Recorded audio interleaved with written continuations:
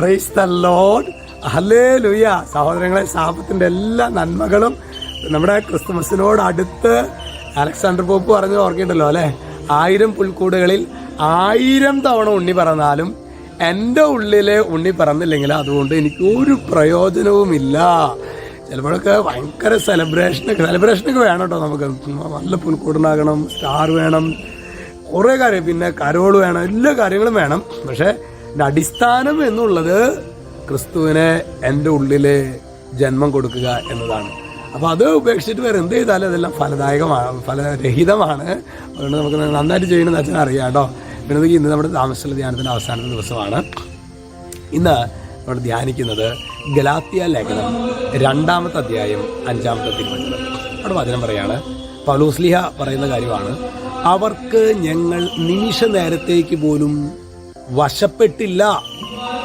അത് സുവിശേഷത്തിന്റെ സത്യം നിങ്ങൾക്കായി നിലനിർത്തേണ്ടതിനാണ്. അവർക്ക് ഞങ്ങൾ അതായത് പൗലോസ്ലീഹ ജെറുസലേമിൽ പോയതാണ്.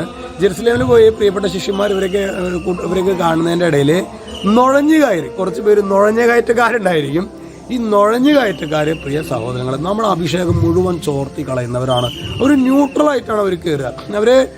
നമ്മളൊരു യാത്രയ്ക്ക് പോകുമ്പോൾ അല്ലെങ്കിൽ നമ്മളൊരു പ്രോഗ്രാം ചെയ്യുമ്പോൾ അതിൻ്റെ ഇടയിൽ നുഴഞ്ഞു കയറി നമ്മുടെ കൃപ മുഴുവൻ എല്ലാം അറിയാമെന്നുള്ള ഭാവം, സംസാരം മുഴുവൻ നെഗറ്റീവ്. അങ്ങനെയുള്ളവരെ, പ്രിയ സഹോദരങ്ങളെ, പൗലോസ്ലീഹായുടെ എന്നതുപോലെ നമ്മൾ ശ്രദ്ധിച്ചില്ലെങ്കിൽ അവർക്ക് എല്ലാം അറിയാമെന്നായിരിക്കാം. ചിലപ്പോൾ അവർക്ക് സമൂഹത്തിലെ പ്രഥമ സ്ഥാനം ഉണ്ടാകാം. പക്ഷേ അവരുടെ സംസാരം, നമ്മുടെ ആത്മാവ് പറയാണ് അതൊരു നെഗറ്റീവായിട്ടുള്ള ടോക്കാണെന്ന് കണ്ടു കഴിഞ്ഞാൽ പിന്നെ, പ്രിയ സഹോദരങ്ങൾ, അവിടെ നിന്നേക്കരുത്.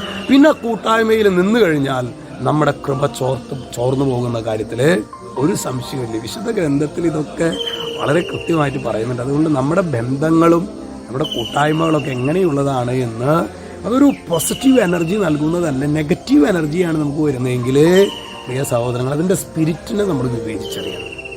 ഈശോ നിങ്ങളെല്ലാവരെയും സമൃദ്ധമായിട്ട് അനുഗ്രഹിക്കട്ടെ. ഇന്ന് നമ്മുടെ ആരാധനയും അഭിഷേകാരാധനയും ശുശ്രൂഷകളൊക്കെയാണ്. നിങ്ങൾ പ്രത്യേകം പ്രാർത്ഥിക്കുമല്ലോ. ഈശോ നമ്മളെല്ലാവരെയും സമൃദ്ധമായിട്ട് അനുഗ്രഹിക്കട്ടെ, ഇപ്പോഴും എപ്പോഴും എന്നേക്കും. ആമേൻ.